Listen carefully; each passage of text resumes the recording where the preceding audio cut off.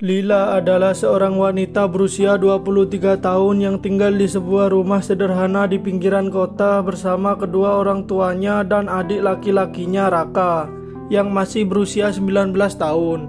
Keluarga mereka tanpa harmonis dari luar. Meski sebenarnya ada tekanan ekonomi yang membuat ayah dan ibu Lila harus sering bekerja keluar kota. Lila dikenal sebagai sosok lembut dan penyayang. Sejak kecil ia sering merawat Raka, terutama ketika Raka jatuh sakit atau mendapat masalah di sekolah. Hubungan kakak beradik itu begitu dekat hingga banyak orang yang kagum dengan perhatian Lila terhadap adiknya. Suatu pagi cerah, keluarga itu sarapan bersama. Sang ibu berkata dengan nada lembut, "Lila, minggu depan ayah dan ibu harus pergi keluar kota selama beberapa minggu untuk urusan pekerjaan. Tolong jaga rumah baik-baik ya, dan jangan lupa perhatikan Raka." Lila tersenyum hangat. "Iya bu, tenang saja, aku akan jaga rumah dan Raka." Raka yang duduk di sampingnya hanya mengangguk sambil tersenyum tipis. Namun matanya menyiratkan rasa enggan untuk ditinggal. Hari-hari awal setelah orang tua mereka pergi berjalan normal. Lila dan Raka sering makan bersama, bercanda, dan bekerja sama membersihkan rumah. Lila merasa ini kesempatan untuk lebih dekat dengan adiknya. Apalagi selama ini Raka dikenal pemalu dan jarang terbuka tentang perasaannya. Namun perlahan Lila mulai menyadari sesuatu yang berbeda. Raka mulai memperhatikannya dengan tatapan yang tak biasa. Bukan sekedar adik yang melihat kakaknya, tapi seperti seseorang yang menyimpan sesuatu di dalam hatinya. Saat mereka duduk menonton televisi, Raka sering duduk terlalu dekat. Saat Lila memasak, Raka berdiri terlalu lama di belakangnya, seakan enggan pergi. Awalnya Lila mencoba menganggap itu hanya kebetulan. Mungkin Raka cuma merasa kesepian, pikirnya. Namun di dalam hati, ia mulai merasa tak nyaman.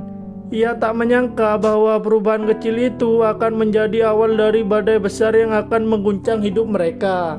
Malam itu hujan turun deras, petir menyambar, membuat suasana rumah terasa mencekam. Tiba-tiba listrik padam, menyisakan kegelapan total. Lila yang sedang membaca buku di kamar terkejut, lalu bergegas ke dapur untuk mengambil lilin. Saat ia berusaha meraba-raba meja, ia merasakan seseorang berdiri di belakangnya. Itu adalah Raka. Nafasnya terdengar berat, berbeda dari biasanya. "Kak," suara Raka terdengar bergetar. "Selama ini aku selalu merasa kamu adalah orang yang paling mengerti aku. Aku gak mau kehilangan kakak." Lila berhenti, tubuhnya menegang. "Raka, kamu bicara apa sih? Aku kakakmu. Kita keluarga," jawabnya dengan suara bergetar. Namun Raka yang sudah larut dalam emosi tiba-tiba memegang tangan Lila erat. Dalam kegelapan dan suara hujan yang menggila, Lila mencoba melepaskan diri, tetapi genggaman Raka semakin kuat. "Raka, lepaskan, jangan begini," teriak Lila panik. Namun kata-kata itu justru semakin memicu Raka yang selama ini menyimpan perasaan yang tak seharusnya. Malam itu, batas yang seharusnya tak pernah dilanggar runtuh. Lila hanya bisa menangis dalam diam, merasa tubuh dan jiwanya terkoyak. Setelah semuanya terjadi, Raka terdiam di sudut kamar. Wajahnya penuh penyesalan. "Kak, aku gak tahu kenapa aku melakukan itu. Maafin aku." Suaranya bergetar sambil menangis. Lila hanya duduk di lantai, memeluk tubuhnya sendiri. Air matanya terus mengalir. Ia tak sanggup berkata apa-apa. Dunia yang selama ini ia kenal terasa runtuh seketika. Malam itu hujan turun deras. Seakan langit pun ikut menangis melihat tragedi yang baru saja terjadi. Dalam hati Lila hanya ada satu pertanyaan. Mengapa ini harus terjadi padaku? Hari-hari setelah malam kelam itu menjadi masa sulit dalam hidup Lila. Ia mencoba bersikap seperti biasa, seolah tak terjadi apa-apa. Namun dalam dirinya badai emosi terus bergemuruh. Ia menghindari Raka sejauh mungkin, memilih mengurung diri di kamar. Raka pun tampak diliputi rasa bersalah yang begitu besar. Ia jarang keluar rumah, jarang bicara, dan selalu menundukkan kepala setiap kali tanpa sengaja berpapasan dengan Lila. Beberapa minggu kemudian, tubuh Lila mulai merasakan perubahan yang tak biasa. Ia sering merasa mual di pagi hari, tubuhnya lemas, dan siklus menstruasi terlambat. Awalnya ia mencoba menyangkal, namun rasa takut terus menghantui pikirannya. Dengan hati yang berdebar, ia memutuskan memeriksakan diri ke bidan desa secara diam-diam. Saat hasil pemeriksaan keluar, dunia Lila seakan runtuh. Ia hamil. Tangisnya pecah di ruangan itu. Ia memeluk perutnya sambil berbisik, "Ya Tuhan, kenapa ini terjadi padaku? Apa dosaku sampai kau beri ujian seberat ini?" Dalam perjalanan pulang, ia berjalan tertatih-tatih sambil menahan tangis. Setibanya di rumah, Lila mengurung diri di kamar, menangis hingga matanya bengkak. Ia merasa hidupnya hancur dan tak ada lagi masa depan. Malam-malamnya dipenuhi mimpi buruk. Bayangan malam itu terus menghantui pikirannya. Sementara itu, tetangga mulai memperhatikan perubahan pada tubuh Lila. Bisikan dan gosip mulai terdengar, membuat Lila semakin tertekan. Ia takut orang lain mengetahui kebenaran yang memalukan ini. Ia bahkan beberapa kali berpikir untuk mengakhiri hidupnya. Namun setiap kali terlintas, ia teringat bahwa ada bayi yang sedang tumbuh di rahimnya, bayi yang tak bersalah. Pada suatu malam yang penuh air mata, Lila akhirnya memberanikan diri berbicara dengan Raka.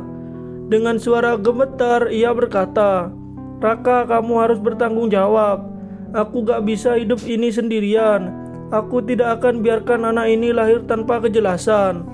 Raka menangis terseduh-seduh sambil memegang tangan Lila. "Aku janji, Kak, aku akan lakukan apa saja. Aku gak mau kamu terus menderita seperti ini." Meski mendengar kata-kata itu, hati Lila tetap dipenuhi luka dan rasa takut. Ia tahu masalah ini tidak akan mudah diselesaikan. Hari yang ditakuti Lila akhirnya tiba. Orang tua mereka pulang dari luar kota setelah beberapa minggu bekerja. Saat melihat Lila, sang ibu langsung menyadari ada yang berbeda. "Lila, kenapa kamu terlihat pucat? Dan perutmu?" Sang ibu menatap Lila dengan tatapan penuh tanda tanya. Air mata Lila seketika jatuh. Ia sudah tak sanggup membohongi lagi. Dengan tubuh gemetar, ia menceritakan semua yang terjadi, dari malam kelam itu hingga kehamilannya sekarang.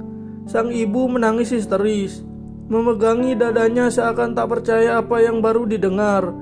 "Astagfirullah Lila, bagaimana ini bisa terjadi di keluarga kita?" teriaknya sambil memeluk putrinya erat. Ayah mereka seorang pria tegas dan pendiam, hanya terdiam. Wajahnya merah padam menahan amarah. Ia menatap Raka dengan sorot mata tajam. "Raka, apa yang sudah kamu lakukan pada kakakmu sendiri?" Suaranya bergema di ruang tamu, membuat suasana semakin mencekam. Raka berlutut, menangis terseduh-seduh sambil berkata, "Ayah, ibu, aku menyesal. Aku gak tahu apa yang ada di pikiranku malam itu. Aku bersalah. Aku siap dihukum apa saja. Tapi tolong jangan benci aku, ayah, ibu." Ayah mereka mengepalkan tangan. Namun ia memilih untuk tidak melampiaskan amarahnya dengan kekerasan. Dengan suara gemetar namun tegas ia berkata, "Marah dan kekerasan tidak akan menyelesaikan masalah ini. Kita harus berpikir jernih. Lila tetap anak kita yang harus kita lindungi. Dan kamu, Raka, harus bertanggung jawab penuh atas perbuatanmu." Mereka sepakat untuk meninggalkan lingkungan tempat tinggal mereka yang penuh gosip dan pandangan sinis. Keluarga itu memutuskan pindah ke kota lain, jauh dari orang-orang yang sudah mulai mencurigai keadaan Lila. Di tengah tempat baru, Lila melahirkan seseorang bayi yang sehat. Tangisan bayi itu menggema di ruangan, membawa campuran rasa sakit dan harapan baru. Sang ibu menangis bahagia melihat cucunya, sementara Lila memeluk bayinya erat sambil berbisik, "Nak, kamu lahir dari kisah yang penuh luka. Tapi mama janji akan memberimu hidup yang penuh cinta." Bayi itu menjadi pengingat bagi keluarga mereka tentang kesalahan yang tak boleh terulang, namun juga menjadi simbol kesempatan untuk memulai kembali dari awal. Beberapa tahun berlalu. Lila tumbuh menjadi sosok wanita tangguh. Ia memutuskan untuk menjadi konselor keluarga, membantu orang-orang yang mengalami kekerasan dalam rumah tangga. Dalam sebuah seminar, ia berkata, "Saya pernah berada di titik terendah dalam hidup saya. Saya pernah ingin mengakhiri semuanya. Tapi saya belajar bahwa luka masa lalu bisa menjadi kekuatan jika kita memilih untuk berdiri kembali." Raka juga berubah. Ia bekerja keras untuk menebus kesalahannya, menjadi figur ayah yang baik bagi sang anak meski masa lalu tak pernah bisa dihapus. Terima kasih yang sudah menonton. Semoga yang saya sampaikan bermanfaat dan menambah wawasan bagi kalian semua.